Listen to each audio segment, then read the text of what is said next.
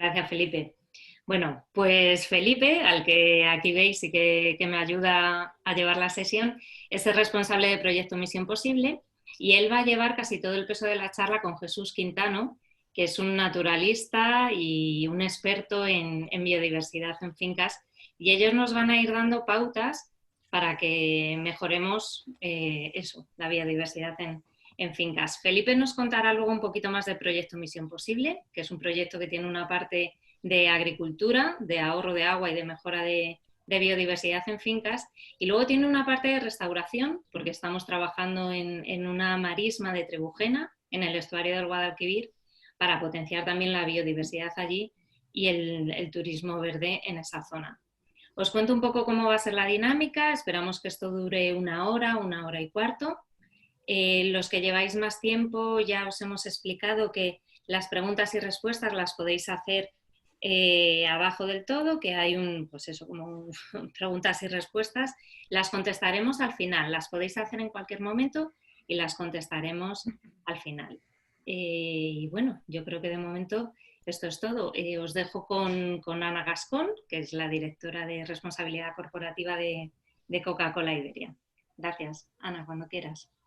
Pues muchas gracias, Amaya, muchas gracias, Felipe, y al resto del equipo de WWF por invitar a Coca-Cola a hacer esta pequeña introducción en este taller que tenía tantas ganas de vivir en directo, ¿no? Al final, parte de las cosas buenas que tiene esta situación de tener que conectarnos a distancia es la posibilidad de vivir partes del proyecto que para nosotros son fundamentales, como este taller de sensibilización, ¿no?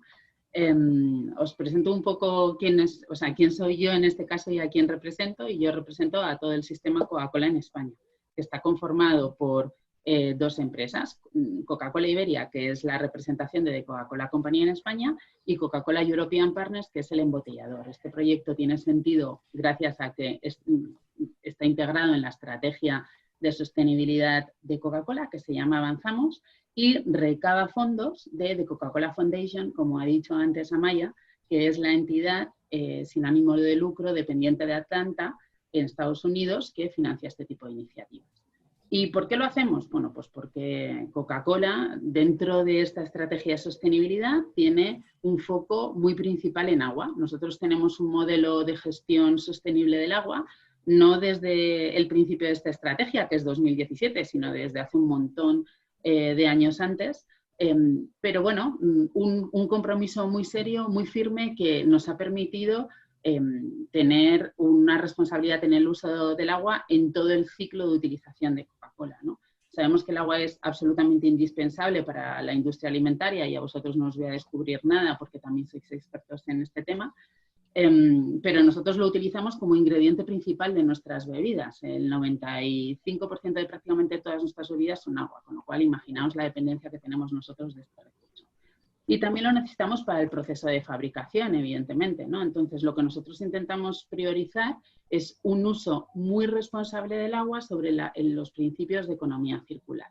Esto implica, para empezar, proteger los recursos hídricos. Dentro de nuestras plantas, el 100% de ellas, se hacen estudios de acceso y de viabilidad de recursos hídricos de manera regular, y eso para nosotros es absolutamente prioritario, ¿no? Para no poner en peligro el acceso al agua de todas las comunidades colindantes a nuestras fábricas y entornos de producción. Pero por otro lado tenemos un compromiso muy contundente de reducción del agua que tenemos en los procesos de fabricación, ¿no? Para eso, bueno, pues imaginaos que desde 2010 llevamos en procesos muy, muy estrictos, y nos ha permitido reducir pues de manera muy, muy importante. Utilizábamos aproximadamente eran como 2,17 litros de agua por litro producido, incluyendo el litro que nosotros envasamos, y a día de hoy estamos en el 1,83. Supone una mejora de más del 15%, y eso para nosotros es muy importante. Y por supuesto, devolver ese agua que nosotros utilizamos en las mejores condiciones, en las condiciones más óptimas, ¿no? Cerrando el círculo y el ciclo de vida del agua. Pero luego tenemos un compromiso muy específico de la estrategia de sostenibilidad de agua de Coca-Cola, que es el reabastecimiento a la naturaleza de ese recurso. Y eso lo hacemos de la mano de entidades como WWF, por ejemplo, que sabemos que son expertas en la gestión de este tipo de proyectos, y generamos ahorros de agua o vertidos de agua en mejores condiciones de calidad. Esos volúmenes se contraponen contra todo lo que nosotros embotellamos, y por eso nosotros podemos decir que en España, desde 2018, devolvemos a la naturaleza, reabastecemos a la naturaleza el 100% del agua que embotellamos. El año pasado cerramos el ejercicio con datos muy positivos, con reabastecimiento del 129% del agua embotellada, lo que supone más de 3.700 millones de litros de agua entre España y Portugal. Y creemos que este compromiso ha venido desde hace un montón de tiempo en la estrategia de agua de Coca-Cola para quedarse, pero sobre todo ahora es especialmente importante. ¿Por qué? Pues porque todos estamos viviendo los resultados de esta pandemia, ¿no? Que están siendo absolutamente trágicos. Una crisis sanitaria y social y luego económica que probablemente no tenga precedentes y que nuestras generaciones no vuelvan a vivir de igual manera, pero que ha reforzado sin duda la necesidad de apostar por medidas ambientales que protejan al planeta, que protejan la biodiversidad y que luchen contra el cambio climático.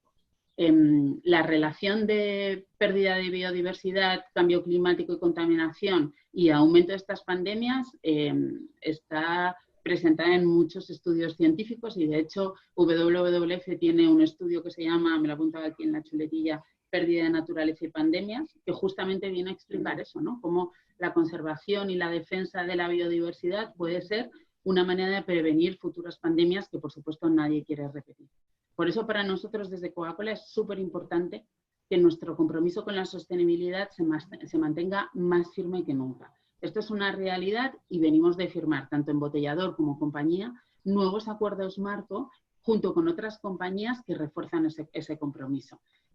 Se llaman el Green Recovery Agreement por parte de compañía, o por ejemplo el Recover Better por parte del embotellador, pero básicamente es un conjunto de acuerdos donde agentes sociales, gobiernos, ONGs, nos juntamos para poner encima de la mesa de los gobiernos la necesidad de que instituciones públicas y privadas trabajemos de la mano para proteger una vuelta a la normalidad de la mano del respeto al medio ambiente, porque es fundamental. Nosotros afortunadamente contamos con esta estrategia de sostenibilidad muy contundente a nivel europeo y también a nivel español y portugués, que es el ámbito de actuación en el que nosotros nos movemos, que está dando muy buenos resultados y por supuesto seguiremos colaborando con socios locales, con grupos de interés como todos los que estáis hoy presentes en esta reunión online, que para nosotros sois una pieza absolutamente clave para que estos compromisos puedan ser una realidad para Coca-Cola, para el entorno, y puedan hacer que Coca-Cola sea un agente de cambio positivo allá donde actuamos. Y por mi parte eso es todo. Amaya, doy paso al siguiente interviniente cuando queráis. Pues muchísimas gracias. Es muy interesante todo el trabajo que hacéis de reabastecimiento del agua. Has hablado también de cómo esta pandemia nos está ayudando a entender que la naturaleza nos protege, que somos naturaleza y que desde luego si seguimos haciendo daño a la naturaleza somos los primeros perjudicados. Y este informe que comentas se puede encontrar en nuestra página web, en www.es, y por supuesto que nos lo he dicho antes, toda la información sobre el proyecto también la tenéis en www.es/misión posible. Y vais a ver que es un proyecto muy interesante. Y si no lo conocéis, os invitamos a que lo hagáis. Pues para ir entrando en materia, os queríamos poner un pequeño vídeo, es un tutorial que define las ideas principales para potenciar la biodiversidad en las fincas. Hemos hecho 4 vídeos, los podéis ver en nuestra página web, y hoy queríamos ver este con vosotros porque es el que nos centra el tema y el que va a permitir introducir la conversación con Quintano y con Felipe. Voy a compartir pantalla. Espero que se oiga bien, ¿me decís? Ya vamos.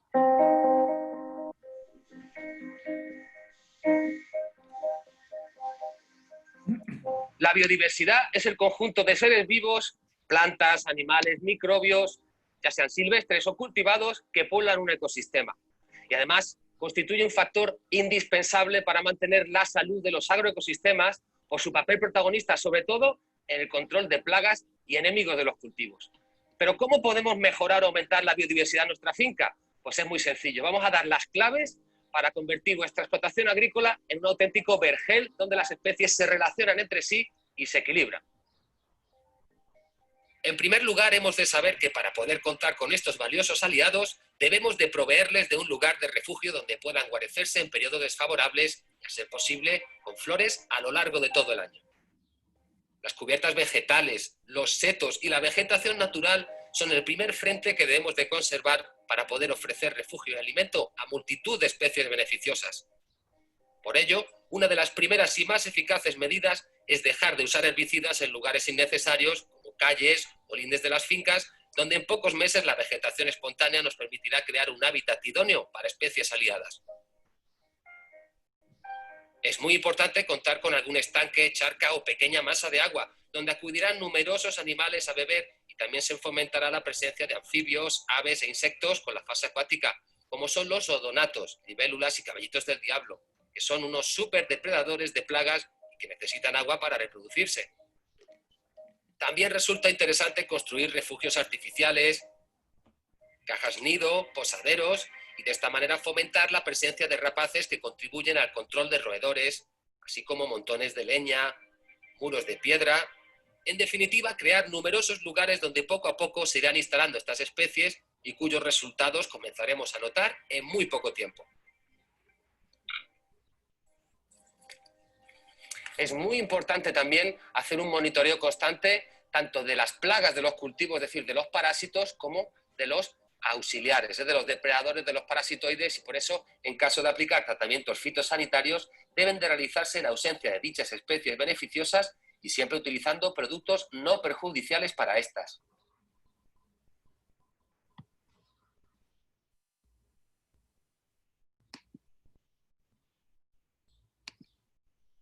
Bueno, pues este es un poco este video tutorial. Tenemos también de legalidad de agua y de suelo, de mantenimiento de los equipos, y los podéis ver todos en la página web en www.es/misión posible.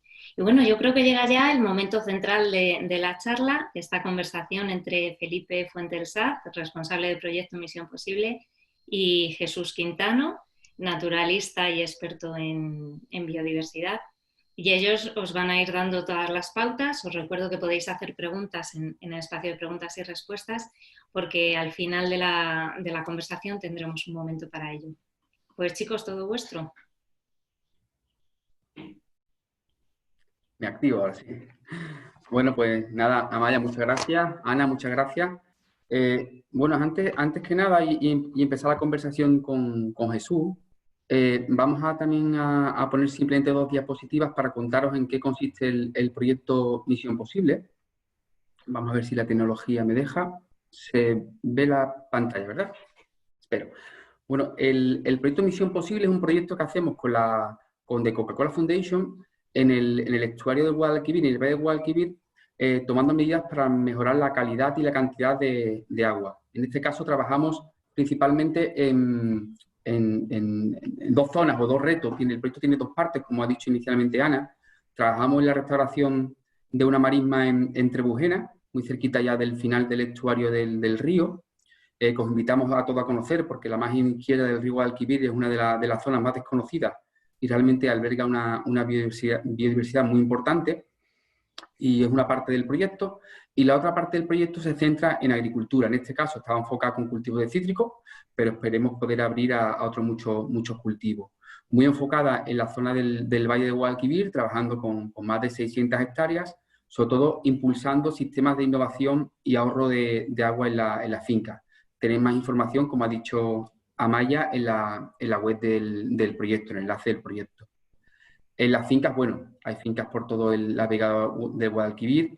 Contamos con unas 15 fincas, de las cuales algunas son en producción ecológica, otras son en producción convencionales, algunas están situadas cerca de arroyos, otras fincas están en plena campiña. Y bueno, trabajamos con estas fincas intentando aplicar medidas para el uso del agua, pero siempre desde el punto de vista del trabajo con la agricultura.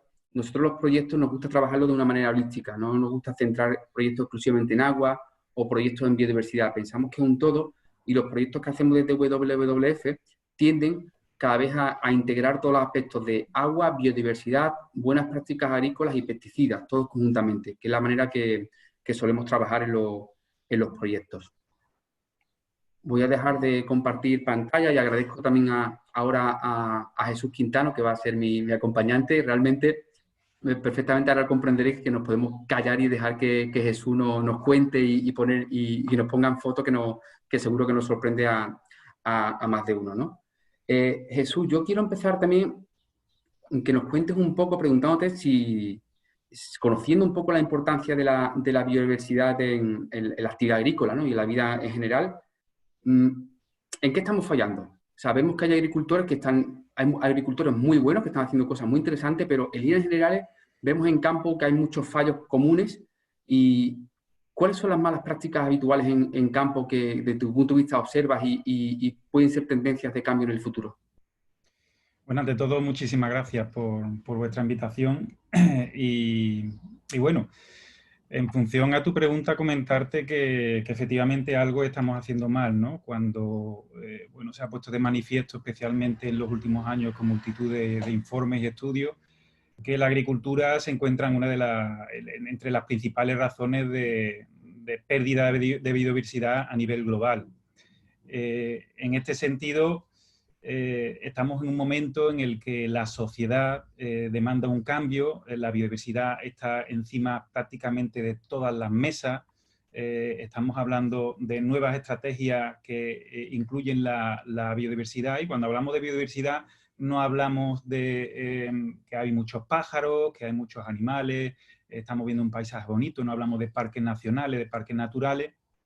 Bueno, en España tenemos aproximadamente en torno a 23.000, cerca de 24.000 millones de hectáreas de superficie agraria útil y bueno, estamos rozando casi la mitad de la superficie del territorio español, por lo tanto vemos cómo el impacto que tiene la agricultura en la conservación de la biodiversidad de las comarcas agrícolas y prácticamente de la mitad del territorio español es muy importante.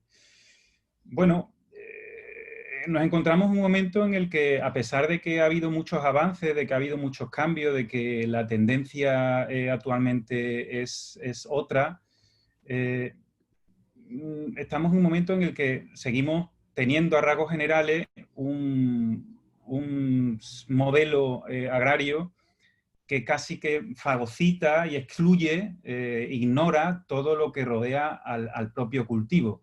Únicamente consideramos la parte de la biodiversidad que podemos llamar productiva, ¿no? Lo que es el cultivo, y excluimos todo lo demás. Eso, unido con, entre otros factores, una pérdida del respeto a los fitosanitarios, entre ellos, pues, hablamos de los plaguicidas, de los fungicidas y de los herbicidas. Hay tal pérdida de respeto por su uso, en el cual, bueno, vemos cómo, especialmente en comarcas agrarias más intensivas, su uso es generalizado en lindes, en accesos a fincas, en accesos comunales y en otros sitios mucho más críticos, como por ejemplo la foto que os estoy compartiendo ahora, que es la propia ribera del río Guadalquivir. En este sentido, podemos ver cómo efectivamente este tipo de actuaciones, que son, bueno, es un ejemplo gráfico de las muchas, ¿no?, que se pueden poner. Y este tipo de actuaciones, este tipo de fotografías están realizadas este año, con lo cual vemos cómo hay una realidad y hay una necesidad de cambiar esa realidad por la circunstancia y la situación en la que nos encontramos. Fijaos cómo, y os comento así un dato, ¿no?, a modo de ejemplo y para que veáis un poco el alcance de esta cuestión, y es que, bueno, tenemos dos herbicidas. Aquí estamos viendo una aplicación de herbicida en la linde del Guadalquivir. Tenemos dos herbicidas, que es el glifosato, el cual, según la ficha técnica, según su etiqueta, tiene una toxicidad importante para organismos, es tóxico para organismos acuáticos con una persistencia duradera.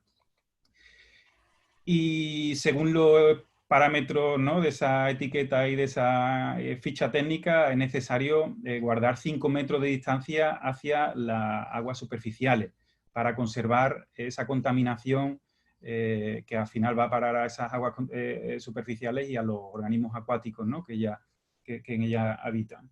Pues el oxifluorfen, que es otro herbicida que se ha popularizado mucho en los últimos tiempos, tiene una muy alta toxicidad, con también gran persistencia, y requiere, según las especificaciones técnicas, aplicarlo a 20 y 50 metros de distancia de la masa de aguas superficiales.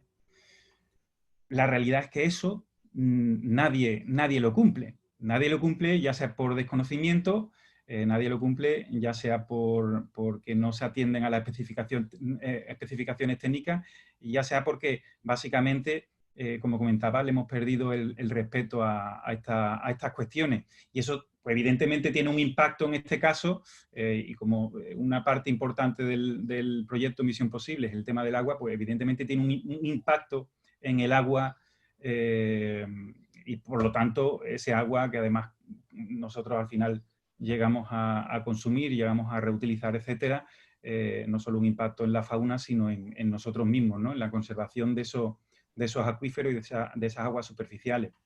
Pero no es una cuestión de culpabilizar al agricultor, ni mucho menos, ni mucho menos. Estamos en un momento en el que tenemos que trabajar a una escala mucho mayor, porque hemos configurado el sector de esta forma, y el sector no lo forman solamente los agricultores. Los agricultores son la pieza y el eje fundamental, pero al lado del agricultor hay un técnico, hay asesores, hay empresas que están vinculados a ellos, hay administraciones. Vemos como, por ejemplo, esta fotografía, que también está realizada hace escasos meses, en el acceso a un pueblo con una alta actividad agraria, y además con un paisaje diverso, con una importante actividad también turística. Vemos cómo el recibimiento que tenemos en ese pueblo pues vemos cómo el acceso a ese pueblo está absolutamente quemado y mermado por la aplicación de herbicidas. Vuelvo a repetir, ¿no? Y no me cansaré de decirlo. ¿Por qué? Porque le hemos perdido el respeto, lo vemos ya como algo normal, y eso es muy, muy peligroso, ¿no? Porque estamos ante una situación cuyo impacto puede influir, en este caso, en la conservación del agua al que tan vinculados estamos nosotros, y un impacto fundamental en la fauna existente en ese medio, ¿no? Bueno, aquí vemos cómo en cualquier ribera de cualquier pequeño arroyo, cualquier gran arroyo o grande río, constantemente vemos cómo las garrafas y los botes de productos fitosanitarios pues están prácticamente a cada 5, 10, 15 metros según la zona que vaya, y seguimos viendo hoy día esto, ¿no? Entonces no somos conscientes, tenemos que empezar a trabajar mucho la concienciación colectiva, y trabajar mucho cuál es el impacto de nuestras actuaciones en el medio, ¿no? A través de la aplicación y de los residuos que generamos con la actividad agrícola. Esta fotografía está realizada a escasamente 10 metros del comienzo de una plantación, en este caso de cítrico, a escasos 10 metros. Y vemos ahí un martín pescador, en este caso, alimentándose, ¿no? Acaba de pescar un pequeño cangrejo de río en un pequeño arroyo que bordea a esa finca. Esta imagen, que parece idílica, si damos un paso atrás, vemos aquí el escenario donde se ha realizado. Ahí tenéis un cuadrito blanco en el cual está la horquilla donde se ha hecho la fotografía esa, y en la zona donde ha capturado el cangrejo, el pequeño cangrejo. Pero vemos cómo hay una línea roja que indica la presencia de gomas de riego. Hay multitud de gomas de riego en el fondo. En esta flecha ahí no se ve bien porque el nivel en el momento de la foto había subido un poco, pero hay en el fondo neumáticos. Aquí no se ven botes, pero se ven las escombreras, que es también algo muy típico, el verter escombreras en las zonas de los arroyos. En definitiva, vemos cómo hay un impacto directo en esa fauna, y vemos cómo se refleja esa preocupación y ese señalamiento totalmente justificado, pero a su vez injusto, y ahora explicaré por qué, ese señalamiento del sector de la agricultura en el impacto que tiene de la conservación de biodiversidad, en este caso, el impacto que tiene en las masas de agua y la biodiversidad asociada a ellas, ¿no? Aquí vemos también, esta mañana me ha llegado una noticia de la comunidad regante del Valle Inferior del Guadalquivir, en la cual, comentaban que habían decidido poner posaderos y cajas nido para el control de determinadas especies de roedores en algunas zonas que tenían problemas, en los entornos de las balsas y demás. Me ha parecido una noticia interesante, pero no por el titular de la colocación de posaderos y nidos, cajas nido y demás, sino por lo que comentaba en el texto, y es que al final la comunidad de regantes, el texto que indicaba, ponía en valor los árboles que tan escasos son ya en el medio agrario, porque se tiende a eliminarlos a la hora de diseñar o a la hora de seguir creciendo lo que es una finca agrícola. Se tiene tendencia a eliminarlo y no se valora lo suficiente. Pues efectivamente ponían en valor los árboles y como ya no hay, pues tienen que poner posaderos y cajas nido. Y aquí vemos, por ejemplo, un árbol bien conservado, aunque esté ahí prácticamente metido en las zonas de cultivo. Los bajos están perfectamente conservados. Cuando vemos en otras fincas que, a pesar de que la ley, según qué zonas y según qué especies, le obligue a conservarlo, pero bueno, primero plantan y después pues, hay cierta tendencia en lo que comentaba antes, no excluir todo aquello que rodea el cultivo y que nos estorba tal, bueno, tenemos ahí un árbol para qué, y se le va mermando a través de golpes y a través de esto como que no quiere la cosa y al final pues terminan por eliminarlo, ¿no? O directamente cuando haces un diseño de una nueva finca, pues después de hacer los desmontes y del linde oportuno, pues al final los árboles quedan, como vemos ahí, en una pila de madera en una esquina de la finca. Incluso a veces se da el caso de que quitan árboles para después volver a plantar setos y demás. Con lo cual, la noticia me pareció interesante, no solo por eso, porque también instaba a los productores en colocar ese tipo de infraestructura y en reconocer el papel de los árboles, ¿no? Bueno, son pinceladas, son pequeños ejemplos, y como comentaba, tenemos que trabajar en este momento a nivel colectivo, porque al final la agricultura es una actividad económica, evidentemente, y como tal tiene que ser rentable al agricultor, pero no solo debe ser compatible, sino precursora de la diversidad biológica. Y hoy día la innovación está ahí. Parece mentira que estamos diciendo eso, pero hoy día la innovación en la agricultura es invertir en biodiversidad, ¿no?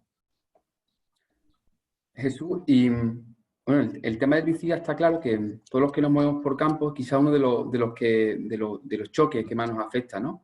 Y también una de las medidas que a corto plazo cualquier finca agrícola, cuando vemos que están trabajando, porque aquí no estamos diciendo tampoco que tengamos que tender la tendencia, además la Unión Europea recientemente también la ha publicado, una tendencia a la disminución de un porcentaje importante, un 50% del uso de pesticidas, ¿no? y de algunos fitosanitarios que son perjudiciales.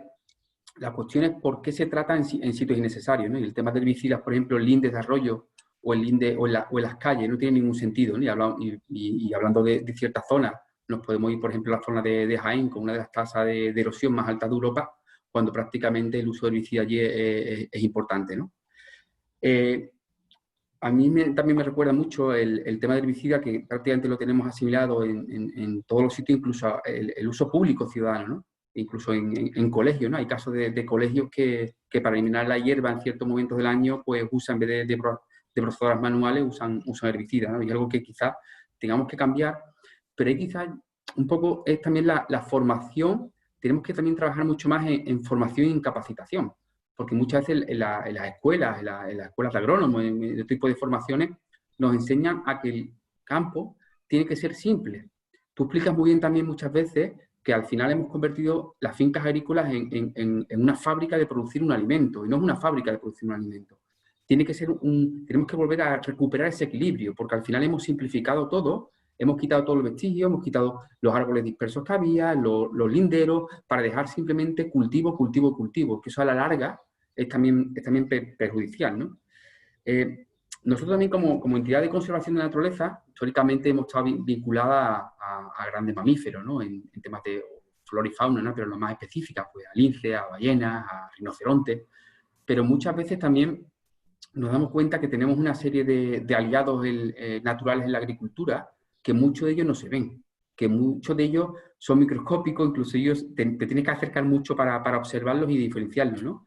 Y eso sí es importante, y me gustaría también que nos contase un poco tu opinión y tu experiencia sobre la importancia de la biodiversidad de las fincas agrícolas y sobre todo cómo poder incorporar esa flora y fauna a nivel de fincas agrícolas, porque vemos que hemos perdido gran parte de la biodiversidad que teníamos hace años, sobre todo con el uso de muchos pesticidas o los cambios de uso de suelo, evidentemente, pero vemos que con pocos pasos, con pocos ejemplos, con pocas medidas, se puede cambiar. ¿Cómo podemos incorporar, Jesús, o recuperar o integrar mejor la flora y la fauna en las fincas agrícolas? Bueno, para que, así rápidamente, para que entendamos un poco cómo funciona la biodiversidad, ¿no?, aplicada a un agroecosistema, nos podemos imaginar el mecanismo de funcionamiento de un reloj de bolsillo, un reloj de estos de cadena. Un reloj de cadena, los elementos principales, ¿no?, para su función principal es dar la hora, y son las manecillas de ese reloj, que son las que nos van a dar la hora. Pero si abrimos ese reloj, hay un mecanismo muy complejo de multitud de piezas, grandes, pequeñas, ínfimas. Hay multitud de piezas que de forma independiente no son funcionales, no funcionan. De forma independiente no funcionan. Pero todas trabajando en conjunto funcionan de una forma muy precisa para que las manecillas del reloj con precisión vaya dando la hora. Si nosotros cogemos una pinza y quitamos una piececita de ese reloj va a seguir funcionando, pero empieza a perder precisión. Y conforme yo voy retirándole piececitas, va perdiendo precisión hasta que llega un momento en el que ese reloj pierde la funcionalidad. Y tenemos que ser nosotros los que, a través de la cuerda o manualmente, vayamos moviendo las manecillas en función vaya avanzando la hora, ¿no? Pues básicamente, así a grosso modo, un agroecosistema funciona así. Es decir, tenemos que enfocar la visión de una finca o de una comarca agraria como el cultivo y todo aquello que rodea el cultivo, que va a condicionar tanto la biodiversidad funcional, que es la que nos va a suministrar determinados servicios como son control biológico, como son polinización, como es la descomposición de la materia orgánica en el terreno, la fertilidad natural del terreno, el control biológico a nivel edáfico, la conservación de la fauna salvaje. Es decir, solo de esa forma podemos revertir y dar respuesta a esa situación en la que nos encontramos, en la que la agricultura está dentro de las principales razones del detrimento de la biodiversidad, ¿no? Para que entendamos un poco cómo funciona ese mecanismo, voy a poner un ejemplo únicamente basándome y partiendo de una sola planta. Y vamos a ver, vamos a empezar a establecer relaciones tróficas, vamos a empezar a establecer esas relaciones que es la clave fundamental de la importancia de la biodiversidad. Como comentaba antes, biodiversidad no es tener muchos pájaros, no es tener muchos bichos, no es tener muchas plantas, sino cómo es el engranaje de esa comunidad viva que tenemos, en este caso, en un agroecosistema. Y voy a empezar poniendo el ejemplo, un ejemplo conocido quizás por muchos de vosotros, como es la altabaca, y me lo voy a llevar al extremo. La altabaca, la olivarda, es una planta muy conocida por todos, ¿no? La vemos en cuneta, la vemos en suelo degradado, la vemos en cuneta, o sea, en taludes, ¿no?, de escombreras incluso, etc. Bueno, pues la olivarda es una planta que tiene un vínculo especial con una mosca pequeña que se llama miopite y realiza este tipo de deformaciones en su flor. Dentro de estas deformaciones cría esa mosca, sus larvas se alimentan de estas deformaciones y completa su ciclo en estos órganos que son forzados por esa avispilla cuando pica a esa planta. Pues bien, vemos cómo la miopites está aquí a mano izquierda. Vemos como la miopites está vinculada también con una serie de parasitoides que afectan a esa mosca que está vinculada con esta planta, como es Eurythoma, Eupelmus, Peromalus, que son especies conocidas parasitoides de moscas de la fruta, entre las que se encuentra la mosca del olivo. Pues bien, vemos cómo en invierno utilizan estos parasitoides, esas agallas formadas por esta pequeña mosca del olivarda, para completar su ciclo, para pasar el invierno, y cuando empieza nuevamente la primavera y el verano siguiente, pues vinculan con especies de mosca, en este caso, que pueden producir daños en cultivos, como es el olivar, como es la Batrocera oleal, la mosca de la aceituna.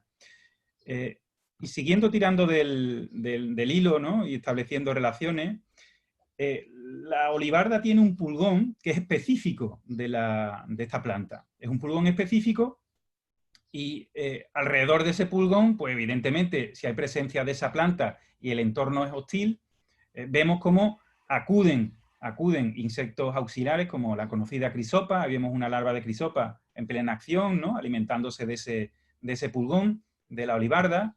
Vemos también una larva de sírfido. Las larvas de sírfido son las depredadoras y los adultos son las famosas moscas, ¿no?, que se colorean o se visten de avispa y tienen un importante también papel polinizador junto con las abejas de muchos cultivos, de muchas plantas silvestres.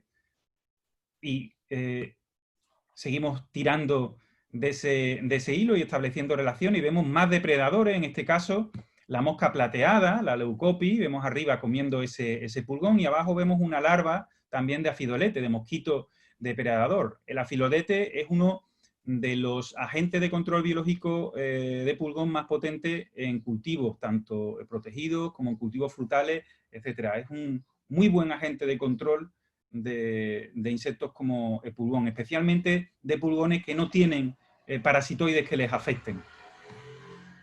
Vemos también la chinche Macrolophus, que es también depredadora de insectos como mosca blanca, y que incluso pues, desde hace ya décadas se sueltan invernaderos protegidos en Almería, en el poniente granadino, etcétera, ¿no? Incluso llegó un momento en el que empezábamos a trasladar la olivarda desde el exterior de los invernaderos hacia el interior. Hasta incluso hay empresas que vendían plantas bunker, las plantas que le llaman plantas bunker, de olivardas en maceta, para que las metieran los agricultores en el interior de los invernaderos, porque es un reservorio para este tipo de insectos depredadores cuando no hay insectos de los que alimentarse en el cultivo. Vamos subiendo de escala, tenemos las mantis que acuden a alimentarse de todo ese movimiento que ahí se mueve, ¿no?, en el interior de la plaga. La mantis intentando camuflarse, en este caso una iris oratoria. Bien, y ahora damos el salto. Hemos estado hablando de especies funcionales desde un punto de vista de control biológico. Todos esos insectos, cuando no se están alimentando en la vegetación que rodea el cultivo, como es el caso de la olivarda, acuden en el caso de que haya presencia de insectos al cultivo para alimentarse de ellos. Y es una planta muy interesante porque tiene una floración muy potente a partir de finales del verano y durante el otoño, cuando además son pocas plantas las que lo hacen, y tiene también un poder de atracción muy importante, muy valorado por los apicultores, porque tiene un poder muy melífera, tiene un poder de atracción muy grande hacia los polinizadores. Bueno, pues cuando hablamos de polinizadores, siempre tenemos en mente la abeja de la miel, pero aquí tenemos una especie parasitoide, en este caso, de gusanos de coleóptero, de escarabajo. Y aquí tenemos otra abeja, que es una megachile, que también acude a alimentarse de la floración de la olivarda. Y bueno, tenemos aquí también al famoso bombus, al abejorro, que efectivamente pues, también acude a esta planta para alimentarse. Vemos como el complejo polinizador es muy rico en este tipo de plantas. Fijaos que hemos hablado de una larga lista de insectos parasitoides, de insectos depredadores, en este caso de polinizadores, y estamos hablando de especies funcionales porque nos ofrecen control biológico y nos ofrecen polinización. Pero también estamos hablando que la agricultura tiene un papel muy importante para la conservación de fauna silvestre. Este tipo de abejorro y otras presas grandes, como especialmente escarabajos, son la base de la dieta de aves en las cuales en los últimos años han tenido un detrimento muy importante, como es el alcaudón común. Ahí vemos un abejorro pinchado, que el alcaudón común tiene un vínculo con los arbustos espinosos, donde pincha su presa con cierta frecuencia. Ahí vemos un abejorro pinchado por un alcaudón común. Aquí tenemos el alcaudón común en la que, como he comentado, en los últimos años ha tenido una regresión importante. Incluso, bueno, pues en el valle del Guadalquivir se da la circunstancia de que, a pesar de su nombre, alcaudón común, es más escaso que el alcaudón real.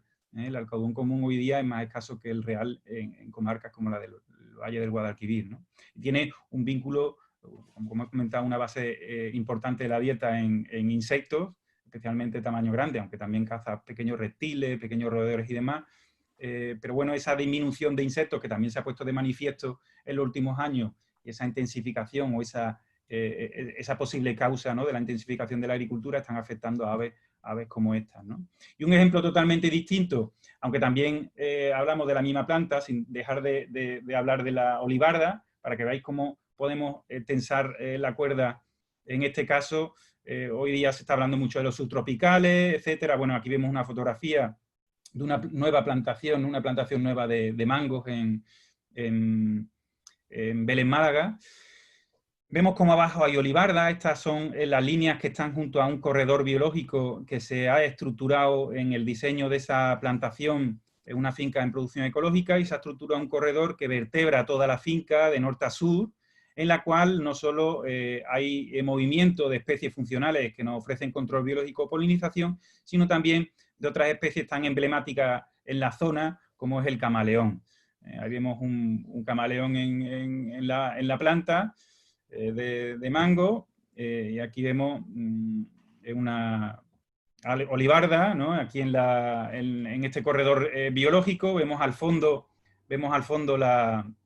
la plantación en el horizonte, la plantación nueva y este corredor que atraviesa la finca de norte a sur, y vemos aquí en la olivarda también cómo podemos observar dos ejemplares de camaleón que acuden también a estas plantas cuando no hay cubierta, cuando no se sienten cómodos en el cultivo, cuando un momento del año no le cubre las necesidades. Utilizan estos corredores biológicos para aparearse, para alimentarse y pues también para poner los huevos sobre el terreno. Entonces hemos visto cómo podemos establecer multitud de conexiones partiendo de una sola planta, y esto lo podemos hacer con todo el resto de plantas. Habrá plantas más funcionales, menos funcionales, lo podemos hacer con el hinojo, con la borraja, con la viborera, con arbustos como el madroño, como el majuelo, etc. Y, bueno, pues lógicamente es una decisión acertada el incorporar este tipo de plantas a la finca, recuperando espacios que no sean productivos o donde podamos compatibilizar su presencia con el cultivo, ¿no?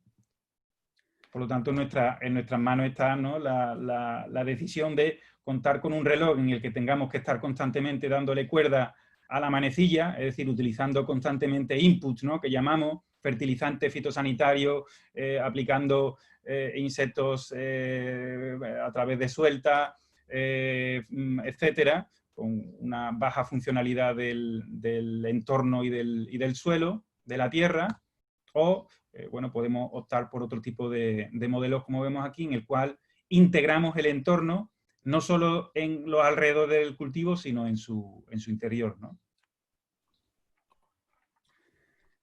Has comentado eso varios aspectos. Quizás de lo más interesante, lo has repetido en un par de ocasiones, el tema de la funcionalidad, ¿no?, de la utilidad de ciertas medidas.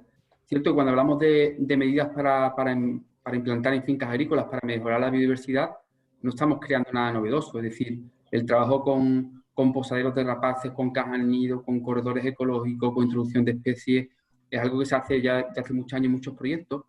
Pero sí, quizá nosotros también incluso hemos tenido nuestras lecciones aprendidas, pero hemos aprendido mucho de los errores de ver la funcionalidad de ciertas medidas. Es decir, el tema ahora se ha puesto muy de moda, ¿no? El tema, por ejemplo, de los hoteles de insectos, que puede ser algo que, si estás buscando lo que es polinización, puede ser interesante, o aumentar la biodiversidad en fincas agrícolas, pero realmente quizás no tiene la funcionalidad que te permite el buscar, por ejemplo, aliados naturales contra determinadas plagas que pueda tener en una finca, ¿no?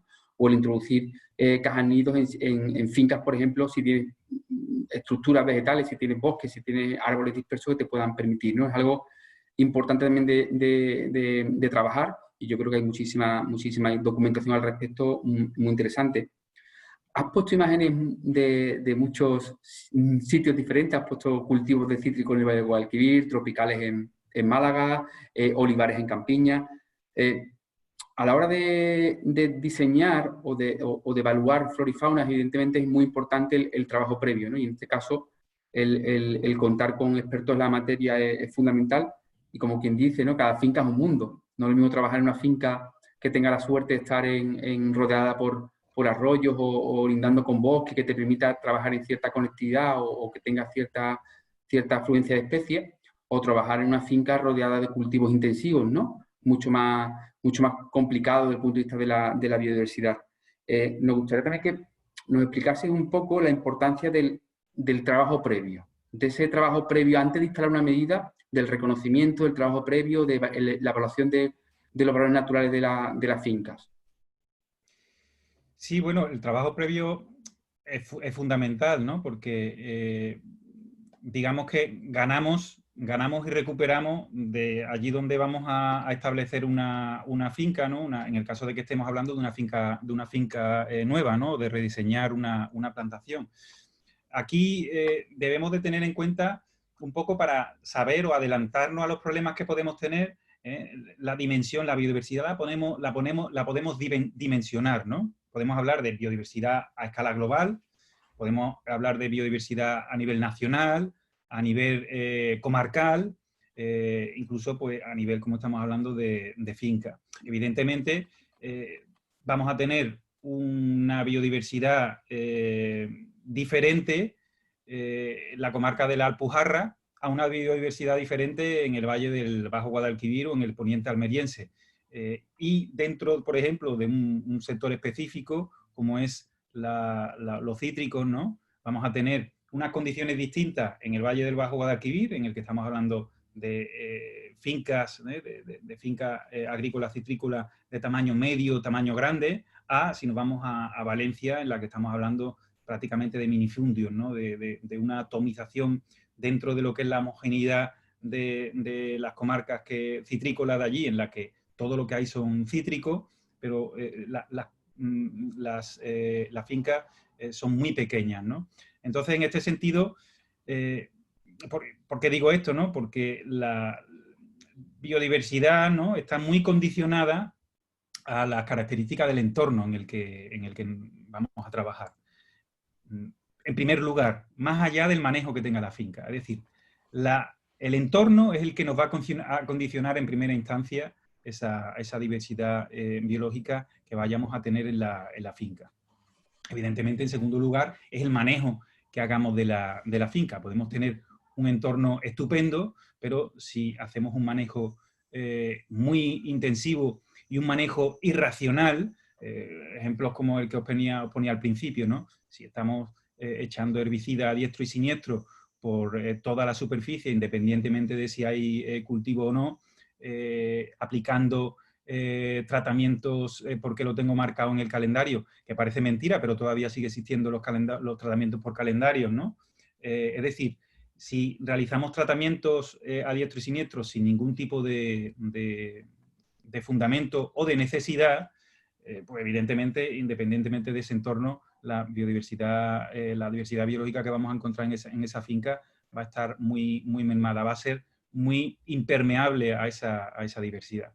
Por lo tanto, teniendo en cuenta ese entorno y teniendo en cuenta el manejo de la finca, lo suyo es que hagamos un ejercicio y es olvidarnos absolutamente del cultivo, de la superficie de cultivo.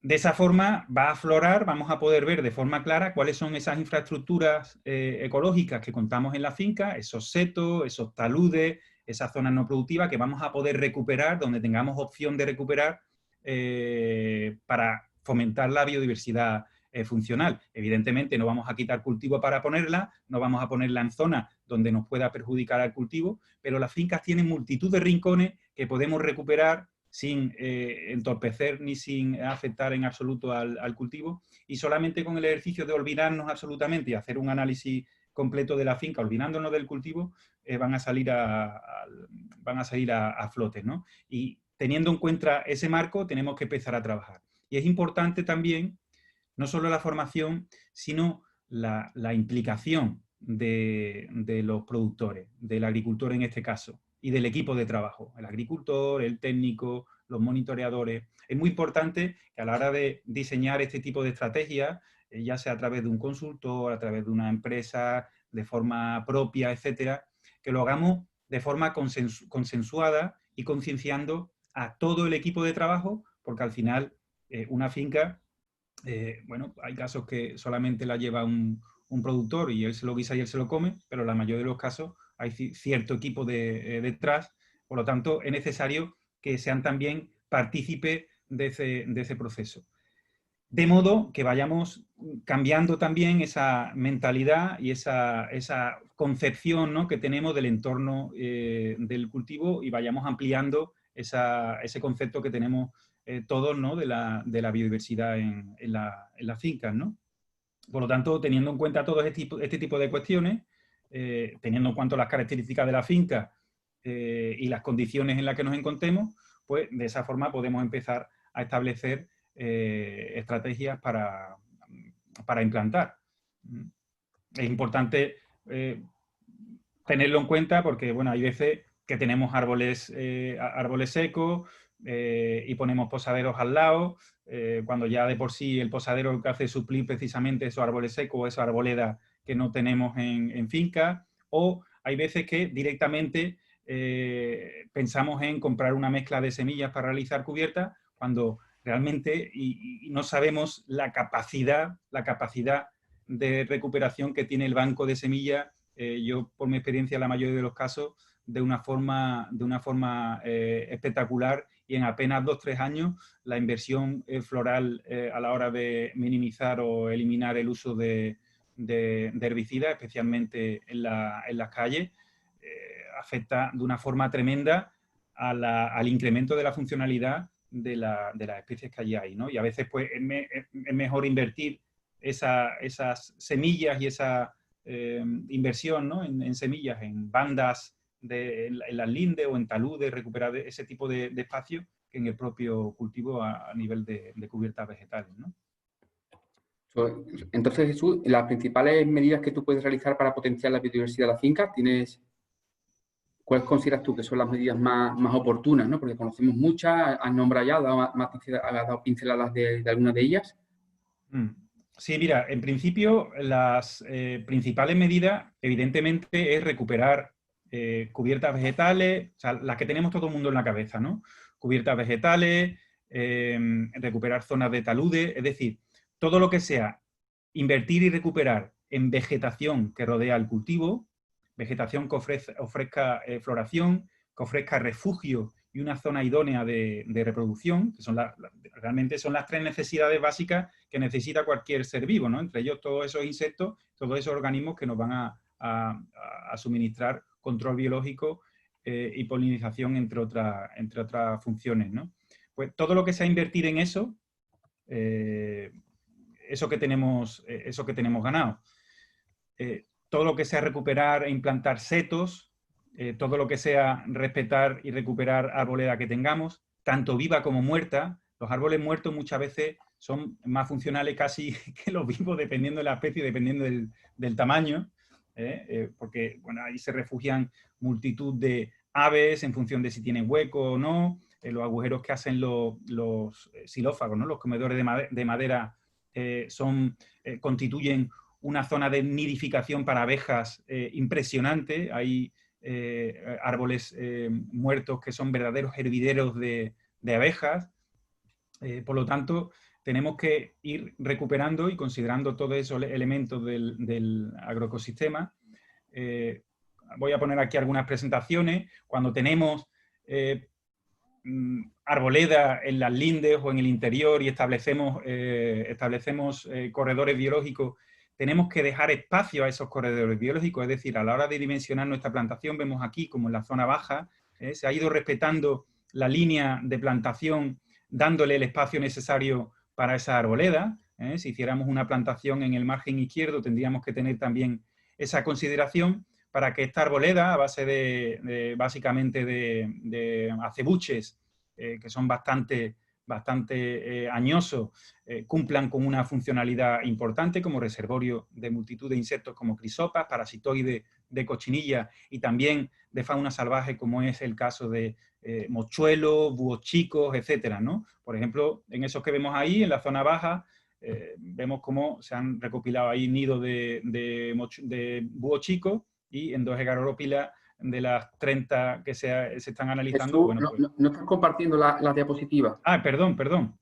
Vale, Perdón, a ver. y tenemos como, vamos justo tiempo, no queríamos tenerlo mucho, tenemos como unos 5 minutos para... Perfecto. Son bastante interesantes las diapositivas y después ya cerramos y hacemos algún turno de preguntas por si alguien... Vale, perfecto. Vale. Bueno, como comentaba, ¿no? ¿Ahora lo estáis viendo? Sí. Sí, las anteriores tampoco, si te has pasado anteriormente... Sí, la que he puesto ha sido esta, ¿no? Para que veáis un poco el que tenemos que dar el espacio también a esos elementos para que realmente sean funcionales. No tiene sentido introducir biodiversidad, no tiene sentido incorporar todos estos tipos de elementos a nuestra finca, recuperar ese seto, ese corredor biológico, que además es bastante largo. Ampliándolo podemos vertebrar también las comarcas para la fauna salvaje, etcétera, y para el flujo de insectos. Vemos cómo abajo, ¿no? Pues le damos espacio a los cultivos. Vemos cómo en esos árboles anidan especies que necesitan esos árboles para anidar, que no son capaces de anidar en las cajas nidos que se están poniendo, pero que sí son capaces y necesitan esa arboleda adulta para anidar. Por lo tanto, tienen un valor ecológico y biológico muy alto esa arboleda en las fincas y en su entorno. Vemos aquí mandíbulas, ¿no? Recopiladas en la hegarópila debajo del nido de búho chico que hay en esos acebuches, de topillo, pequeños roedores, y no hacemos más que imitar todo eso a la hora de incorporar los posaderos y las cajas nidos, ¿no? en las fincas, ¿no? Y como comentaba antes, bueno, el papel importante que tienen esos árboles muertos, que al final muchas veces terminan en forma de leña, pues hay que conservarlo porque son los posaderos naturales, son elementos fundamentales en muchos casos para la caza de aves rapaces, y necesitan, como es en este caso, el ratonero, pues necesita también esa arboleda adulta para anidar. Ahí vemos cajas nido y es importante también tener en cuenta las actuaciones que hacemos que estén fundamentadas y que estén bien dimensionadas. Es decir, hay cajas nidos como esta, en las que, bueno, esta está recién puesta, se han puesto en muchas fincas cajas nidos como esta, pero son cajas nidos que no te duran apenas ni 4 meses. Entonces, las cajas nidas deben estar bien diseñadas para el objetivo que queremos, deben ser duraderas y para que logremos, como en este caso, ¿no? La nidificación, como este ejemplo que es mochuelo, ¿no? Bueno, no sé, es que con el tema del tiempo estamos un poco mal, entonces prefiero parar aquí. Perfecto. Bueno, la idea era no tener un seminario más de 1 hora, pues ya es una hora un poco ya con las mentes muy, muy cansadas, pero nos encantaría tenerte a ti durante mucho más tiempo, así que también te voy a lanzar el guante y intentaremos organizar a final de año, septiembre, octubre, después de la vuelta del verano, un seminario mucho más específico, que nos puedas contar con más tiempo y más pausado temas sobre control biológico, sobre fauna auxiliar. Así que te voy a lanzar el guante directamente y comentar también que una de las cuestiones que nosotros es muy importante es la formación y la capacitación. Nuestra organización desde hace ya años está centrada en el trabajo de biodiversidad en la agricultura y otros aspectos como el agua, y siempre el tema de la publicación de manuales, talleres de formación, talleres de capacitación son claves para seguir avanzando y seguiremos en esta línea. Y sí es importante también demandar esto donde realmente también tiene que ser efectivo, ¿no? En las escuelas de agrónomos, en los colegios de graduados de agronomía también es importante que a vez el tema este no sea simplemente una mera asignatura, un curso externo, sino que realmente tenga su fuerza en las diferentes asignaturas, porque al final también es el futuro de la agricultura. Si queremos una agricultura futuro, tenemos que marcar también, igual que la semana pasada anunció la Unión Europea, que para el 2030 tenemos que disminuir el 50% de fitosanitarios, que tenemos que disminuir el tema de antibióticos en ganadería. Todos esos aspectos nos hacen creer que la biodiversidad es fundamental para la actividad agrícola en los próximos años y tenemos que hacer un esfuerzo entre todos. Jesús, como conclusión, antes de dejar paso a si hay alguna pregunta, realmente, para terminar, si nos puede dar un consejo sencillo o una conclusión, o si nos quiere comentar algo que hayas dejado también atrás. No, bueno, a raíz de lo que acabas de comentar, de la capacitación, sí que es verdad que es muy importante invertir y replantear la formación que se está dando a todos los niveles. Comentaba al principio que no es una cuestión de señalar a nadie, es una cuestión del conjunto del sector, desde a nivel de ciclos universitarios, a nivel de ingenieros agrónomos, ingenieros agrícolas, hasta llegar al agricultor, todos aquellos ciclos vinculados, ciencias ambientales, biología, etcétera, ¿vale? Especialmente invertir y replantear, dotar de esa capacidad para interpretar la importancia que tiene todos esos elementos del agroecosistema y cómo funciona, cómo está afectando el modelo actual y cómo debemos replantear de aquí en adelante el modelo agrario para dar respuesta a la situación en la que nos encontramos en un sector que es el sector más importante, diría, a nivel mundial, porque es el sector del cual comemos. O sea, los alimentos que comemos no salen de factorías, no salen de las tiendas ni de los supermercados, salen del agricultor, que es el que los cultiva. La agricultura es la que nos suministra, agricultura, ganadería, pesca, la que suministran nuestros alimentos. Por lo tanto, tenemos que trabajar a una escala mayor para que entre todos podamos dotar podamos dar respuesta, ¿no?, a esta situación tan problemática en la que nos encontramos y que además creo que es necesaria. Es decir, tenemos que mirar hacia detrás para saber cómo actuar hoy y en adelante, porque además tenemos que revalorizar este sector, que es el más importante, digo, y siempre es el que está, digamos, detrás, al final de la cola y demás, y mucho más después de la situación en la que hemos pasado, en la que se ha puesto de manifiesto que el sector de la agricultura junto con el de la sanidad, ¿no?, son de los sectores más importantes a nivel social, porque ya os digo que con la agricultura comemos y bueno, la sanidad es la que nos ha mantenido sanos, no vivos, ¿no? Entonces, con esto lo que quiero decir es que hay que invertir en esa formación y en esa visión del sector a todos los niveles, y que la formación también sea que la información sea práctica. Hay que dotar de herramientas en las que no nos quedemos solamente con el nombre, ¿no? Muchas veces la formación también debe de ser funcional, porque vemos cómo ingenieros técnicos salen a campo, salen personal que ha salido de ciclos formativos para temas de monitoreo de plagas, etcétera, y se saben el nombre de los parasitoides, se saben el nombre de los insectos, pero al final estamos hablando de insectos que miden milímetros, como por ejemplo en el caso de parasitoides, ¿no? Anagirus mide milímetros y tú no tienes la capacidad para verlo en campo, pero sí tenemos la capacidad de poder ver cuál es la situación en la que se encuentra Planococcus, por ejemplo, que en este caso, ¿no?, la cochinilla conosa que lo parasita. Podemos saber si hay presencia o no en función de cómo esté esa plaga, si tienen puntitos negros, que son los que la evidencia de parasitismo o no. Y muchas veces, haciendo un buen monitoreo y haciendo una evaluación de la situación en la que se encuentra esa plaga, podemos ahorrarnos y podemos evitar realizar tratamientos cuando tenemos un índice de control biológico satisfactorio en la finca, que en la mayoría de los casos pues no se hace, ¿no? Y yo al final, por lo que me preguntaba, simplemente yo ya termino diciendo que mi único consejo y mi única ¿no?, pauta que yo quiero dejar sobre la mesa es la observación. Y a través de la observación cómo aprendemos, y la observación al final es la mejor herramienta que tenemos para intentar aprender y entender cómo funciona todo lo que nos rodea, ¿no? En este caso, en la finca donde nos encontremos, ¿no?, en el lugar donde nos encontremos. Bueno, chicos, pues muchísimas gracias a los dos.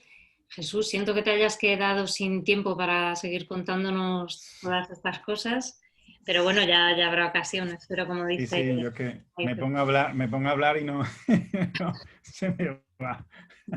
No, pero te agradezco que haya sido muy didáctico, porque es verdad que no todos estamos relacionados con estos temas. Me ha encantado la idea que das de biodiversidad, como este engranaje en el que todo tiene que estar funcionando y que este pequeño desgaste no nos damos cuenta hasta que ya es irreversible, ¿no? Y eso ha sido muy, muy, muy útil. Tenemos varias preguntas. Voy a empezar por una que hace Raúl. Dice que muchas veces cuesta encontrar plantas o semillas que se mencionan en libros de consulta, como una de las que has mencionado tú, la olivarda. ¿Quieres saber cómo las puedo encontrar? Si le puedes dar alguna pista. La olivarda, pues la olivarda, yo creo que si sabe bien cuál es, creo que la puede encontrar a la vuelta de casa, estoy seguro. Realmente hay plantas que la tenemos en el entorno y a veces no somos conscientes de ello.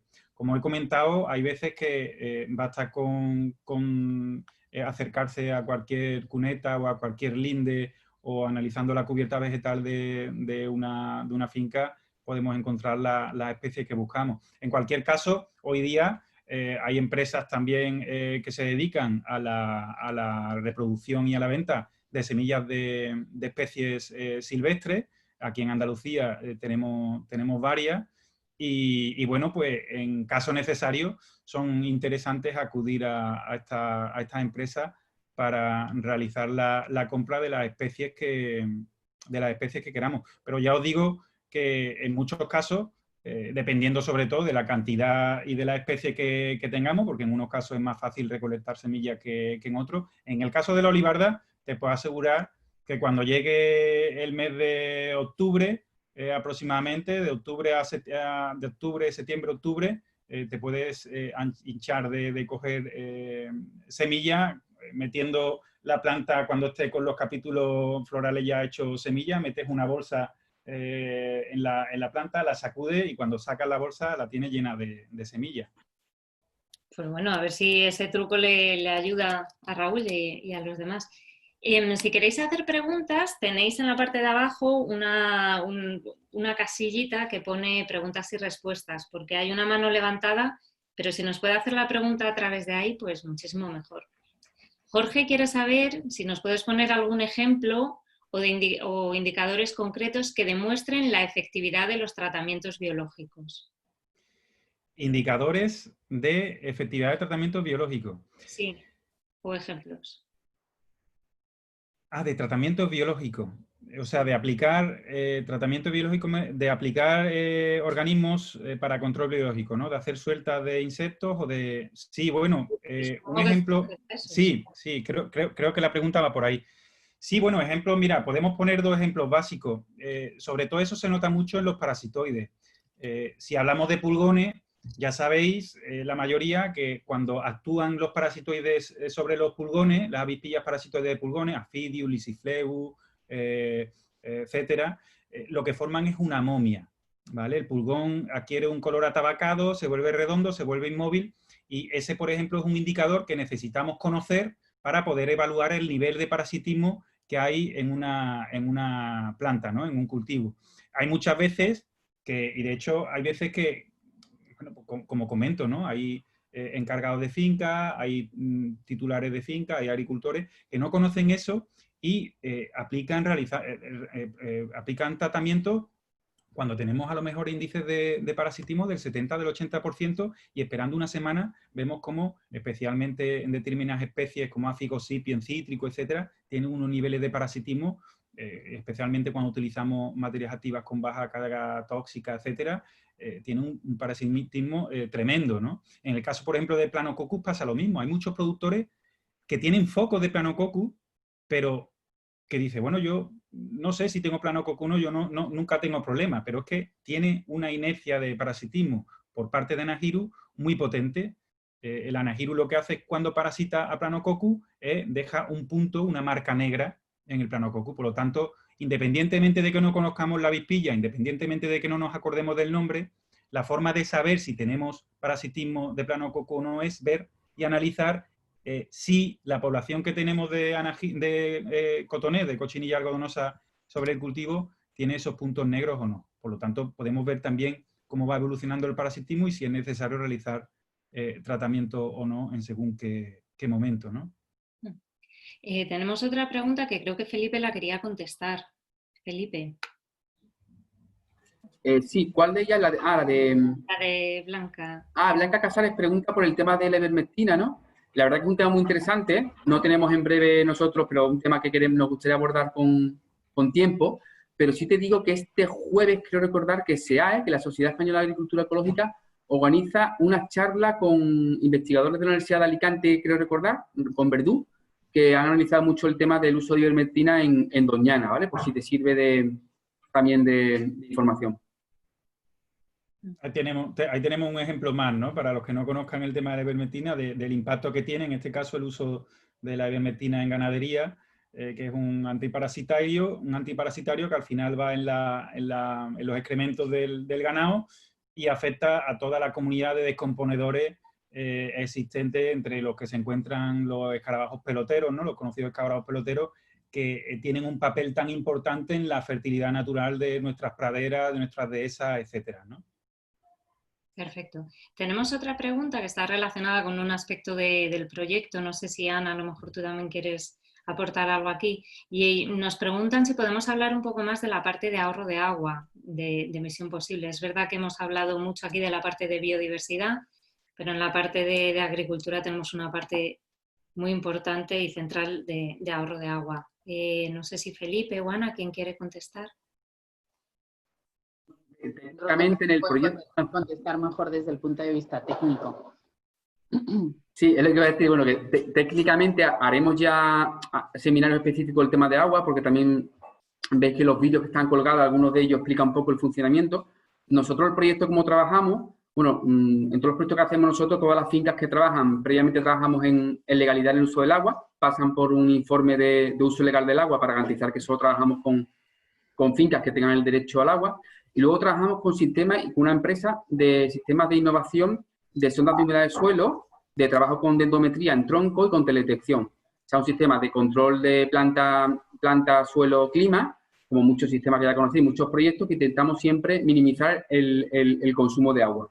Eso se trabaja en el día a día con agricultores, con dispositivos app que automáticamente cada pocos minutos tiene la información de qué está ocurriendo en el suelo. Y de esa manera conseguimos ahorrar agua en las fincas de cítricos. Son los datos inicialmente que dio Ana, pero que incluso para los que no conozcáis o los que conozcáis, os animamos también a ver los vídeos porque hay uno muy divulgativo con ilustraciones de cómo funcionan estas herramientas. Tengo aquí otra pregunta, tenemos tiempo para 2 o 3 más. Es bastante larga, a ver si la resumo bien. Dice que hay zonas donde hay mucho minifundismo, como en la Comunidad Valenciana, donde el planteamiento de acciones para favorecer la biodiversidad no debe ser tratada como en el caso de grandes extensiones. Considera que en este caso hay que aprovechar a las cooperativas agrarias de pequeños productores y establecer proyectos globales en las zonas de influencia. ¿Cómo se podría hacer? ¿Sabéis si existe alguna guía o algún ejemplo de proyecto que esté trabajando de esta manera? ¿Y cómo se puede comunicar? ¿Lo repito? ¿Si está claro? No, bueno, yo por mi parte, efectivamente en la exposición o en la conversación que hemos tenido ya había comentado, ya comenté eso precisamente, ¿no? La diferencia que hay a la hora de escalar, ¿no? Las actuaciones y a la hora de escalar la dimensión de la diversidad biológica de una zona, dependiendo de la comarca y del contexto, del entorno en el que nos encontremos, ¿no? Pues va a condicionar mucho, ¿no? Como en el caso de estas pequeñas fincas en la Comunidad Valenciana, y que efectivamente, como cuando yo comentaba que hay que trabajar a todas las escalas, en este caso las actuaciones individuales tienen una escasa repercusión, ¿no? Tienen una escasa repercusión precisamente porque estamos, como comentaba, en primer lugar condicionados por el entorno en el que trabajamos. A nivel de... Y ahora mismo no se me viene ninguna encima. No se me viene ninguna a la cabeza, pero seguro que hay algunas y bueno, es cuestión de empezar a trabajar en aquellas comarcas donde se den esta situación, de empezar a trabajar tocando los colectivos necesarios y las cooperativas necesarias para empezar a establecer este tipo de estrategias de esta forma y con esta particularidad en esas comarcas. Sí, experiencia, sí contamos que hemos estado trabajando en algunas zonas en concreto, por ejemplo en Castilla y León, con temas también de posaderos o de conectividad, que muchas veces nos centramos en fincas concretos, trabajamos en biodiversidad en fincas concretos, pero ¿qué ocurre con el exterior? Entonces es importante también ver esa conectividad entre fincas. Y es algunos pasos que estamos ya realizando, estamos ya diseñando para hacerlo en sitios donde tenemos varios proyectos, como es el Valle de Guadalquivir, que compartimos algunos proyectos, o en otras zonas como estrategia también de divulgación, ¿no? Amaya, yo solamente quería añadir el hecho de que Coca-Cola tiene otro proyecto que está muy focalizado en agricultura sostenible específicamente para cítricos, que se desarrolla en toda la Comunidad Valenciana, fundamentalmente Valencia y Castellón, de la mano de la Universidad Jaume I de Castelló. Y justamente con ellos hemos tenido la experiencia que comentaba esta persona participante en el taller, que no es lo mismo implementar las medidas en grandes fincas que en pequeñas, ¿no? Entonces, ir de la mano de lo que él sugería de cooperativas agrícolas es una muy buena solución. Los resultados de este proyecto están publicados en la página web de Coca-Cola, por si le interesan, donde además puede tener acceso a la guía de buenas prácticas para la agricultura sostenible, específicamente de cítricos, y a partir de ahí pues puede ser también una manera de ponernos a trabajar en ese sentido, en otro territorio, pero bueno, forma parte de los proyectos que nosotros impulsamos desde nuestra estrategia de gestión sostenible del agua, pero que tiene un foco muy particular en agricultura sostenible, donde nosotros trasladamos a los agricultores medidas de fertirrigación más eficientes, donde se reduce el uso del agua y el uso de fertilizantes, optimizando los sistemas de riego. Estupendo. Pues bueno, si queda alguna pregunta, quizá, Felipe, podemos facilitar tu correo por si las personas que están viendo la charla quieren haceros alguna matización y se pongan en contacto. Tu correo es agrofelipe. Sí, agrofelipe@wwf.es. O también el correo genérico del departamento de nuestro equipo de agricultura es agricultura@wwf.es.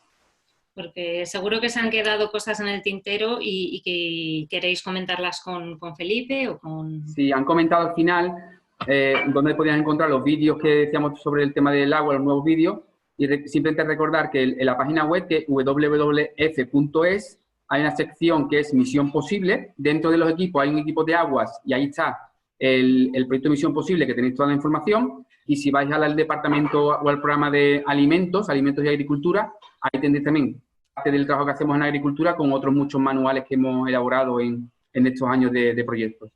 Nos pedíais también saber dónde va a estar la grabación. Va a estar allí, en www.es/misión posible, para que podáis entrar directamente, y lo pondremos todos, los vídeos y esta grabación.